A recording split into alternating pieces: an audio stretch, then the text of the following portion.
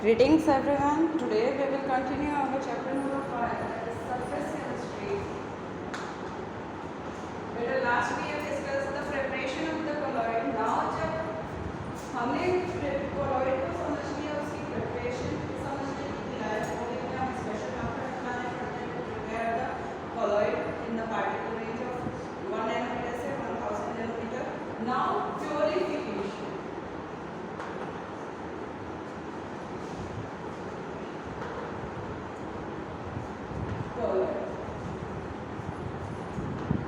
Purification of colloid से क्या मतलब है बेटा? जब हम कोलॉइड को प्रिपेयर करते हैं तो कोलॉइड क्या हो जाते हैं, वो इलेक्ट्रोलाइट से मिक्स होते हैं, यानी उसमें ट्रू सॉल्यूशन भी होता है और उसमें कोलॉइडल रेंज के भी पार्टिकल होते हैं। जब उनमें मिक्सिंग हो जाती है तो उसको क्या करते हैं, हम प्योरीफाई करते हैं। तो प्योरीफिकेशन ऑफ कोलॉइड की उसको ट्रू सॉल्यूशन वाले पार्टिकल से, जैसे सस्पेंशन तो छन जाता है, उसको तो हम सेपरेट छान लेते हैं, लेकिन जो हमारे जो कोलॉइडल में इलेक्ट्रोलाइट होते हैं उसको हम कैसे प्योरीफाई करते हैं बेटा? There is the method, first is the dialysis. First method is dialysis. आप बहुत सारे बच्चों ने इस वर्ड को सुना होगा कि डायलिसिस क्या होता है। डायलिसिस का मतलब क्या होता है बेटा? डायलिसिस में क्या करते हैं हम कि जो आपका कोलॉइड है वो सॉल्यूशन हमने ले लिया अलॉन्ग विद कोलॉइड प्लस 2, ये दोनों हमने ले लिए। अब क्या होगा कि इसको हम, ये जो एक बैग है, इस बैग को क्या बोला बेटा? Selective permeable membrane. ये बैग किसका बना हुआ है? पार्चमेंट मेम्ब्रेन या सिलेक्टिव परमिएबल मेम्ब्रेन का। ये क्या करता है, ट्रू सॉल्यूशन जो फाइन पार्टिकल है उनको बाहर निकाल देता है। This is the process we call the dialysis.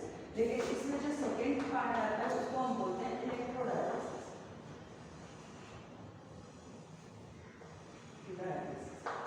Electrodialysis क्या है? अगर हम इस प्रोसेस को अंडर द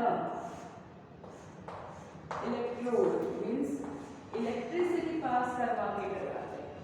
सेम प्रोसेस है dialysis, semi permeable two membrane के थ्रू मॉलिक्यूल्स को बाहर निकालना। अब इसमें जब हम इलेक्ट्रिसिटी का यूज़ करते हैं that is called the electrodialysis. आपने कई बार सुना होगा डायलिसिस करवाते हैं पेशेंट। डायलिसिस क्यों करवाते हैं? क्योंकि वो ब्लड को प्योरीफाई करते हैं। प्योरीफाई कैसे करते हैं? ब्लड की वेन में या आर्टरीज में जो नसें होती है उनमें इम्प्योरिटी आ जाती है, तो उस इम्प्योरिटी को इलेक्ट्रिसिटी का यूज़ करके क्या करते हैं, जैसे ये हैंड, इसने इलेक्ट्रिसिटी को यूज़ किया, इलेक्ट्रिसिटी के यूज़ की वजह से ब्लड को बाहर निकाला, यहाँ प्रेशर के थ्रू चैनल्स में ब्लड को प्योरीफाई किया और वापस उसको चढ़ा दिया। ये टाइप रहता है क्योंकि सेमी परमिएबल मेम्ब्रेन के थ्रू में प्योरीफिकेशन चलती है, that is the electrodialysis.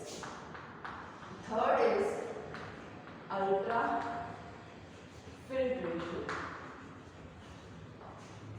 Ultra filtration का मतलब क्या है? एक होता है फिल्ट्रेशन। फिल्ट्रेशन होता है नॉर्मल प्रोसेस कि हम कोलॉइड को छान लें। फिल्ट्रेशन का मतलब क्या होता है कि एक नॉर्मल प्रोसेस जिसमें हम कोलॉइड को छान लेते हैं। लेकिन कोलॉइड में जैसे हमने चाय को छन्नी से छान लिया, चाय पत्ती अलग हो गई, लेकिन उसमें फिर भी रह जाते हैं कुछ पार्टिकल, नीचे आ जाते हैं क्योंकि साइज की वजह से। अब अल्ट्रा फिल्ट्रेशन का मतलब होता है कि हम कोलॉइडल सोल को किसमें छानते हैं? कोलॉइडल क्या होता है बेटा? कोलॉइडल एक्चुअल में एक सेल्यूलोज की मेम्ब्रेन होती है। 4 to 5% nitro cellulose solution in ethylene. क्या होता है बेटा कोलॉइडल? कोलॉइडल एक मेम्ब्रेनियस पार्ट कह लो या एक छलनी का काम करता है, जो किससे मिलकर बनता है बेटा? Colloidal is made up of 4 to 5% of we say the colloidal sol in ethanol. ये बेटा एक बार आप चेक कर लीजिएगा, यहाँ मेरे पास बिल्कुल मेंशन नहीं है, लेकिन you have to make it clear. Colloidal हमारा ये रोल काम करता है। क्लियर है। तो इस कोलोइडल के अंदर से हम क्या करते हैं, कोलोइडल सोल को छान लेते हैं, जिससे इलेक्ट्रोलाइट जो है वो छन जाता है और कोलोइडल पार्टिकल जो साइज़ की वजह से है वो एज इट इज़ वह छलनी में कह दो वहाँ पर रह जाते हैं। क्लियर है बेटा। So this is the role of the colloidal. Next है फिल्ट्रेशन। ये फिल्ट्रेशन में अल्ट्रा फिल्ट्रेशन हो गया बेटा। अल्ट्रा मीन्स और ज़्यादा उसको फिल्टर कर दिया।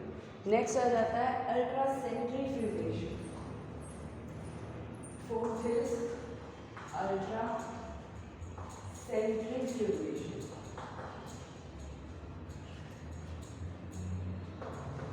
बेटा ये एग्जाम पॉइंट ऑफ व्यू में ना सिर्फ ये कोलोइडल इंपॉर्टेंट है, बाकी इतना एग्जाम में नहीं पूछा जाता। Next is ultra centrifugation. Centrifugation का मतलब क्या होता है बेटा, आपने एक रोटेटिंग व्हील के बारे में सुना होगा कि जब हम किसी को स्पीड में रोटेट करते हैं तो हल्की चीज़ ऊपर आ जाती है, भारी चीज़ डेंसिटी की वजह से नीचे रह जाती है। अब अल्ट्रा मतलब हाई स्पीड में सेंट्रीफ्यूज करते हैं तो क्या हो जाएगा, कोलोइडल पार्टिकल नीचे रह जाएंगे उसमें और ट्रू सॉल्यूशन ऊपर आ जाता है, तो जिससे ये कोलोइडल सोल प्योरीफाई हो जाता है। So this is the method of purification of colloid. बेटा प्योरिफिकेशन के बाद हमारा इंपॉर्टेंट टॉपिक चलता है that is the properties of colloidal sol. ये मेन टॉपिक है बेटा हमारा, यहाँ से जो कोलोइडल की इंपॉर्टेंस है वो बढ़ जाती है। That is properties. आपको प्रॉपर्टीज कुछ तो बता दी गई है शुरुआत में ही, दैट इज heterogeneous mixture बेटा, homogeneous heterogeneous mixture। दूसरी प्रॉपर्टी क्या है, स्टेबल। पार्टिकल साइज 1 नैनोमीटर से 1,000 नैनोमीटर की वजह से ये और ज़्यादा स्टेबल हो जाता है। और स्टेबल है, हेटेरोजेनियस है, और क्या आ जाता है इसमें, जनरल तो यही है हमारे ए टाइप ऑफ मिक्सचर। बोलो। फिर इसमें आ जाता है हमारा जो मेन इंपॉर्टेंट प्रॉपर्टीज़ है, दैट इज द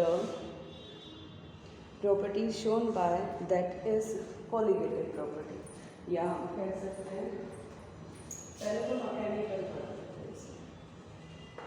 मैकेनिकल में आ जाता है ब्राउनियन मूवमेंट। ब्राउनियन एक्चुअल में एक साइंटिस्ट का नाम, उसके नाम पर कहते हैं कोलोइडल पार्टिकल अपने आप में स्टेबल क्यों है। जब वो हेटेरोजेनियस मिक्सचर है तो मिक्सिंग के बाद हैवी पार्टिकल जो है वो नीचे क्यों नहीं बैठ जाते, वो अपने आप के मिक्सचर को स्टेबल क्यों बना के रखते हैं। जैसे दूध पानी मिक्स होता है बेटा उसमें, और दूध कभी भी ऐसा नहीं होता कि दूध में पानी नीचे बैठ जाए या पानी ऊपर आ जाए और दूध नीचे बैठ जाए। लस्सी में ज़रूर होता है, ये एक टाइप समझ लो, लस्सी में ज़रूर होता है पानी ऊपर रह जाता है थोड़े टाइम बाद, लेकिन दूध में कभी नहीं होता। क्यों, जो आपका पार्टिकल है इन डिस्पर्जन मीडियम ये हमेशा जिगजैग मूवमेंट करते रहते हैं, तो वो जिगजैग मूवमेंट क्या कहलाती है, Brownian movement. The zigzag movement of dispersed phase in dispersion medium, या सिंपल कह दो कोलोइडल पार्टिकल्स। कि जो कोलोइडल पार्टिकल्स है उनकी जिगजैग मूवमेंट की हम क्या कहते हैं, ब्राउनियन मूवमेंट। और इसी जिगजैग मूवमेंट की वजह से हम क्या कहते हैं कि कोलोइडल अपने आप में स्टेबल है। It is responsible for the stability of colloidal particles. अब आपको यही बताते हैं कि what is the reason for Brownian movement. ऐसा क्यों होता है कि पार्टिकल अपने आप में मूव करते रहते हैं, रीज़न क्या है। रीज़न बीइंग आप देख रहे होंगे जो डिस्पर्स्ड फेज के जो पार्टिकल है डिस्पर्जन मीडियम में वो अपने आप को एक दूसरे से टकराते रहते हैं। जब एक दूसरे से टकराएंगे तो वो रिजल्टेंट जो मूवमेंट है वो उसको नीचे बैठने नहीं देगी। They are continuously moving because the particles are staying with each other and they are not making it unstable to settle down. So that's why the colloidal particles are going on collision, due to which the movement of particles will takes place. Next आ जाता है बेटा इसमें Tyndall effect.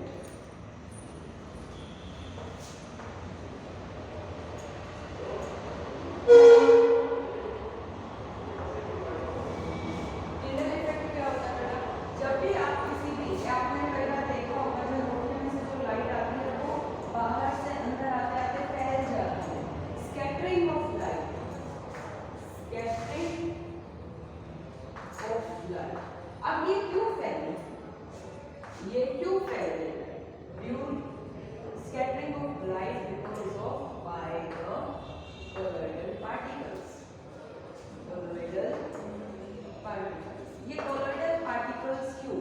क्योंकि आपको पता है ये सोर्स है, सोर्स मीन्स एक छेद है या सोर्स वाला यहाँ से क्रॉस हुई, तो यहाँ पे क्या है पार्टिकल, इसके डिस्पर्स फेस जो एक दूसरे से टकराकर लाइट की डायरेक्शन को बढ़ा देते हैं। कहना तो सुना होगा ना ब्रेड के, उसमें थोड़ा सा रोशनी ऐसे फैल जाती है। अब इसका रीजन आप देख सकते हो, आपने एक गिलास में क्या लिया बेटा, प्योर वाटर, एक में आप ले लो मिल्क। आपको मिल्क में जो लाइट है वो फैली हुई दिखाई देगी, ग्लो दिखाई देगा, लेकिन ऐसा इसमें कुछ भी दिखाई नहीं देता। That is the reason this is shows the Tyndall effect. और टिंडल इफेक्ट के बारे में अगर हम कहें तो जैसे आपको ब्लू कलर ऑफ स्काई दिखाई देता है, वो क्यों दिखाई देता है? Scattering of blue colour, light का ब्लू कलर पूरे उसमें फैल जाता है, जिसकी वजह से हमें दिन के समय आसमान जो है वो ब्लू दिखाई देता है। एक्चुअल में ये ब्लू और भी क्या रीज़न है, कलर क्यों दिखता है? Because it depends upon the wavelength of light scattered by the particle which depend upon size and nature of particle. कि जो वेवलेंथ ऑफ लाइट है, लाइट की जो वेवलेंथ है इट इज प्रोपोर्शनल। बेटा आपको ये पता होगा, फिजिक्स में लगता है formula, if the wavelength of light is inverse proportional to size of particle, जिसकी वजह से वो पर्टिकुलर कलर शो करता है। क्लियर है? नेक्स्ट आ जाता है बेटा कोलॉइडल प्रॉपर्टी में नाम ले रही थी। कोलॉइडल प्रॉपर्टी एक्चुअली में चार होती है, relative logging in vapour pressure, elevation in boiling point, depression in freezing point and osmotic pressure. Colloidal properties मतलब वे प्रॉपर्टीज होती है जो नंबर ऑफ पार्टिकल पर डिपेंड करती है कि पार्टिकल किसी भी मिक्सचर के अंदर कितने, उसके अंदर डिपेंड करती है। अब जो चार मैंने नाम लिए हैं वो सेकेंड चैप्टर में आपको अच्छे से बताऊंगी, लेकिन जो चार नाम दिए हैं वो नंबर पे डिपेंड करने की वजह से उनको इकट्ठा क्या कहेगा, कोलिगेटिव प्रॉपर्टी। लेकिन जो कोलॉइडल सॉल्ट है वो सिर्फ ऑस्मोटिक प्रेशर वाली प्रॉपर्टी को ज़्यादा एक्सप्लेन करता है, बिकॉज इट इज अ मतलब मैक्रोस्कोपिक, मैक्रोस्कोपिक, माइक्रो नहीं है। बाकी तीनों में बहुत बारीकी वाली का कंसिडरेशन होती है, लेकिन जो ये कोलॉइडल प्रॉपर्टी है वो साइज़ की वजह से, यानी साइज़ की वजह से भी इसमें होता है। ट्रू सॉल्यूशन में साइज़ छोटा होता है, लेकिन इसमें क्या होता है, पार्टिकल रेंज ट्रू सॉल्यूशन से ज़्यादा होती है। क्लियर है बेटा? तो अब इसमें आ जाती है इलेक्ट्रिकल प्रॉपर्टीज़, मेन इम्पॉर्टेंट ये वाली बहुत ज़्यादा। बाकी बेटा डेफिनेशन पॉइंट ऑफ व्यू से टिंडल इफेक्ट पूछ लेते हैं, ब्राउनिंग रूल में पूछी जा सकती है, लेकिन जो अब पूछ जा रहे हैं electrical properties.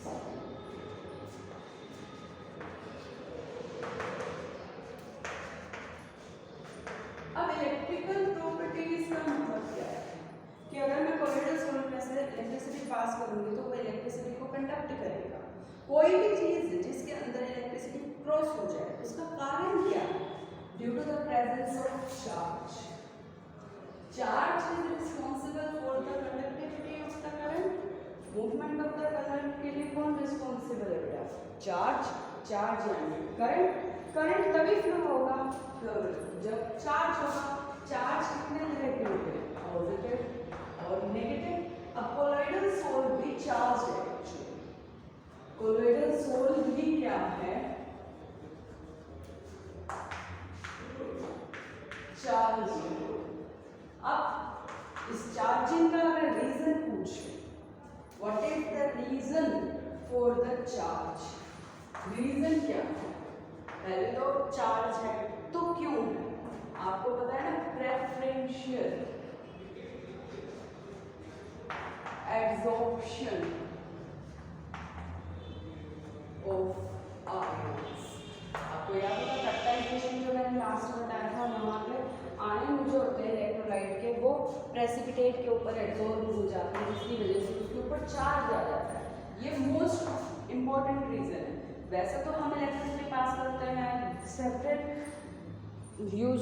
Utility part that showing the absorption point of view, but this is the most appropriate one कि वो चार्ज पार्टिकल है। अब ये रीज़न हो गया कि एब्जॉर्प्शन की वजह से या तो एनायन एब्जॉर्ब होगा उसकी सरफेस पे, या कैटाइनिक पार्ट एब्जॉर्ब होगा। अब जो कैटायन और एनायन एब्जॉर्ब होंगे वही क्या कर देंगे, उसको चार्ज बना देंगे। अब कोलॉइडल सोल में इलेक्ट्रिसिटी पास हो रही थी, इससे हमें पता लग गया कि वह चार्ज है। चार्ज क्यों हो सकता था, एब्जॉर्प्शन ऑफ आयंस की वजह से चार्ज हो गए। अब इलेक्ट्रिक कोलॉइडल पार्टिकल भी कितने तरह के चार्ज हो गए, दो तरह के, पॉजिटिव और नेगेटिव। जो पॉजिटिव वाला है वो कौन कौन से हैं, एग्जाम्पल हमारे कौन कौन से हो सकते हैं बेटा पॉजिटिव वाले के, ये इसको मैं ऐसे कॉमन करके लिखती हूँ, हाइड्रेट्स एंड हाइड्रोक्साइड्स। यानी जो सोल में आपका हाइड्रेट वाटर बनता है, जैसे AN2O3 2H2 वाटर आ गया ना, हाइड्रेट, ये भी क्या आपका पॉजिटिवली चार्ज हो गया। हाइड्रोक्साइड्स, हाइड्रोक्साइड वाला एग्जांपल क्या आ गया आपका, FeOH होल थ्राइस, हाइड्रोक्साइड आ गया, ये पॉजिटिव है। ब्लड आपका पॉजिटिवली चार्ज सोल है, ब्लड भी आपका एक सोल ही है। नेक्स्ट आपका क्या आ जाता है, नेगेटिवली चार्ज। नेगेटिवली चार्ज वाले हो गए बेटा जैसे आपके copper, gold, silver,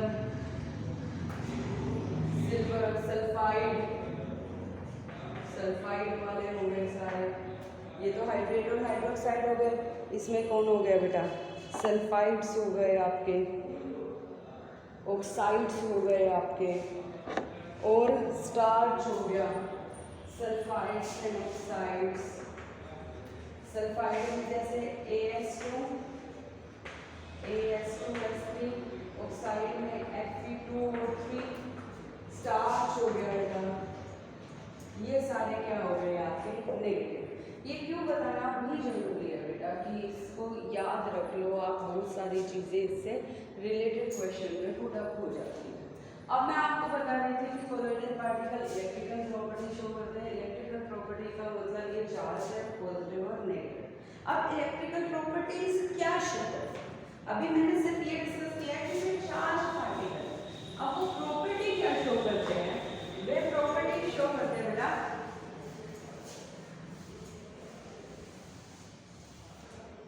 the property is electroosmosis and electrophoresis.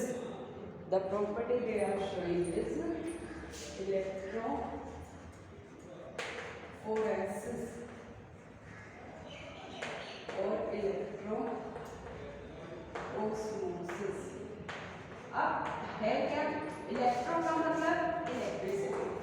जब भी आप कोलॉइडल सोल में ट्यूब लेगी और आपने उसमें इलेक्ट्रिसिटी पास कर दी, तो जब उस कोलॉइडल सोल में इलेक्ट्रिसिटी पास की तो सोल में क्या होता है, या तो ये पॉजिटिव है या नेगेटिव, कि कोलॉइडल पार्टिकल अगर चार्ज है तो अपोजिट की तरफ वो भागने लगता है, यानी वो यहाँ एक्यूमुलेट हो जाएंगे, यानी या तो वो पॉजिटिव की तरफ भागेंगे, यानी वो कोलॉइडल को खराब कर देती है, डिस्टर्ब कर देती है, कोलॉइडल सोल फर्दर कोलॉइडल नहीं रहता।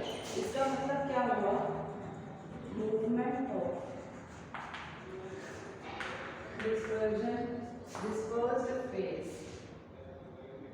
या colloidal particle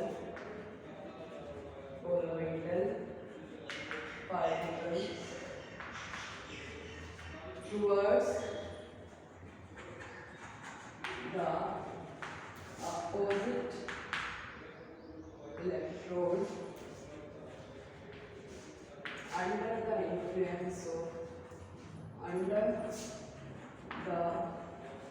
influence of electric field। जैसे ही आप इलेक्ट्रिकल फील्ड अप्लाई करोगे तो कोलोइडल पार्टिकल मूव करेंगे तो उसको इलेक्ट्रोफोरेसिस कहते हैं या इसका कैटाफोरेसिस भी नाम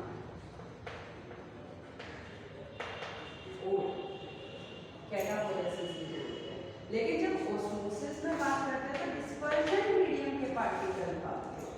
the movement of the dispersion medium particle towards the positively charge electrode, तो उसको हम क्या बोलते हैं? इलेक्ट्रोऑस्मोसिस। बेटा चाहे कोलोइडल पार्टिकल भागे या डिस्पर्जन मीडियम के पार्टिकल भागे, अल्टीमेटली क्या हो जाता है इससे? कोएगुलेशन। क्या हो जाता है?